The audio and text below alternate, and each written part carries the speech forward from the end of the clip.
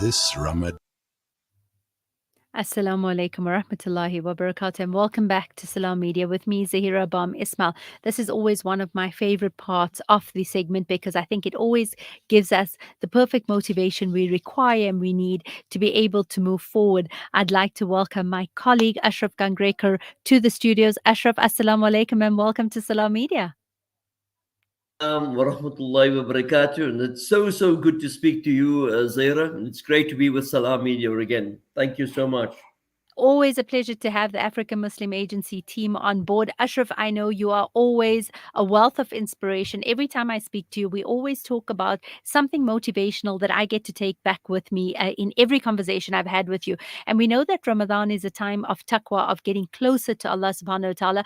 And then many times we feel very overwhelmed because we're so busy in ritualistic things that we forget how to actually find those little moments or little gifts that we have in our day to be able to get closer to Allah. Give me some of your advice. MashaAllah. Bismillah ar-Rahman ar-Rahim. It's very difficult to advise you, Zaira. Alhamdulillah, I'm one of the many who suddenly, sit back in awe of the example that you are and the great work that you do. But I actually have some things on my mind. And I know I spoke last week, and I spoke with regards to things like, empathy. And I remember speaking about mercy, forgiveness, and connectedness. And there's been something that I've been wanting to share. Now, bottom line, Zaira, as you so beautifully said, so and you used the word, the ritualistic practices, which are important, no doubt about it. But if we understand, and Allah gives us this reason for Ramadan, yes, لَعَلَّكُمْ تَتَّقُونَ, to become more conscious of Him. And so the greatest part for me of this consciousness is in terms of our character. The Messenger Muhammad ﷺ tells us, I've been sent to perfect human character. One of the traits of human character, and we're all guilty at different levels, is the sense of judgment, that we judge each other. And there are two things I wish to highlight, particularly in Ramadan. It's almost the cynic in us, and I'm going to include all of us in this. Obviously, it's a generalized statement. But particularly when we look at young ladies particular, and, maybe they're not so young, and women who wear the scarf or the hijab in the month of Ramadan. And so it's easy for those who, alhamdulillah, wear it all the time and wear it correctly to say, oh, she's only wearing it in Ramadan. And so, no, she only does this in Ramadan. By the same token, for the men in the masjid, there are some people you only see in Ramadan. And again, who does he think he is? He wants to grow a beard in Ramadan and things like that. Now I say to myself, imagine we express this either in body language or in word to this individual. How would we encourage them to make this a part of who they are, a part of their growth process?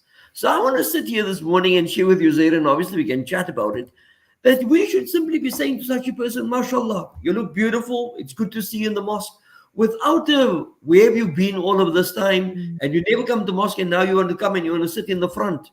And this sense of being judgmental of another, because we must be careful. What I think it's in the Bible that says, judge not lest ye be judged. But as a principle, it's for all of us. It is only Allah's mercy that will enter us into Jannah. So He is the judge of judges. And so let Him.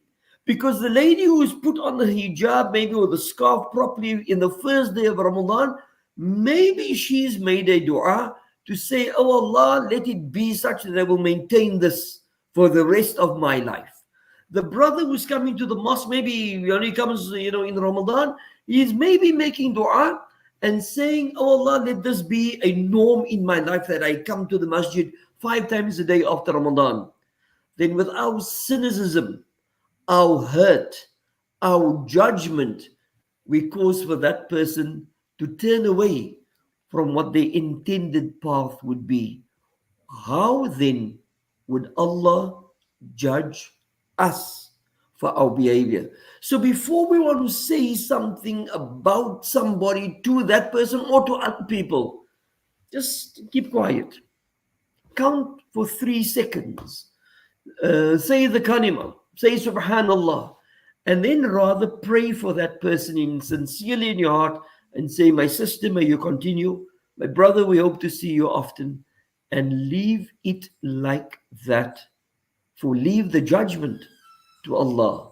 keep your heart pure and clean as best we can. Absolutely. I think phenomenal advice. So often we feel the need to always want to give our input and opinion, and we don't always have to share that. I often say, sometimes we need to just take a step back and not necessarily share that. And I think those are wise words to say, just be silent. Count for 3 seconds. You never know what that would do. And I think, Ashraf, you touched on something really good about also just providing, if we don't offer the judgment, we then do tend to provide more spaces for people where they feel safer. That is so very true.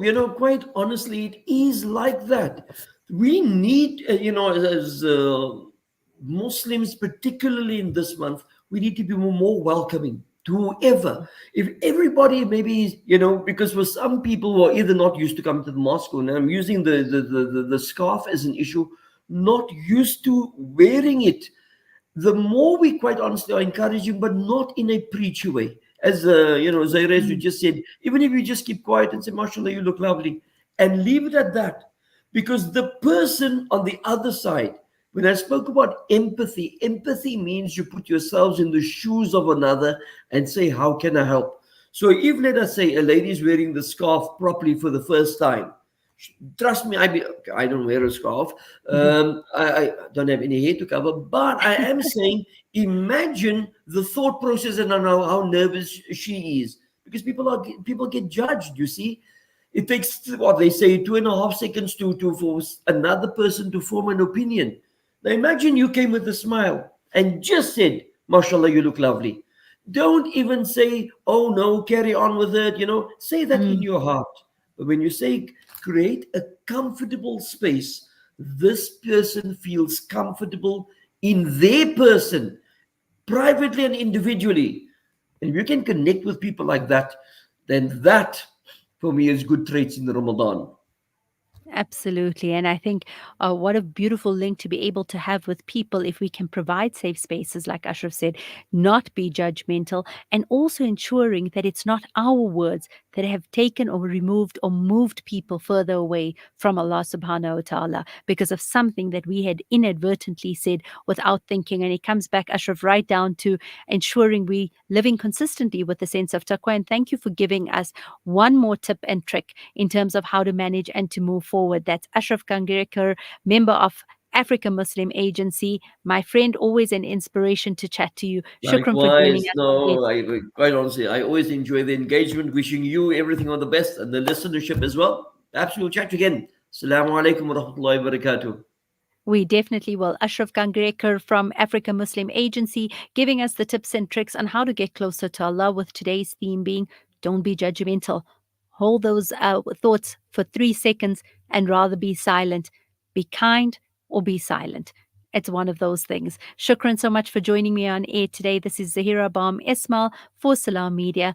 Until tomorrow, Assalamu alaikum wa rahmatullahi wa barakatuh.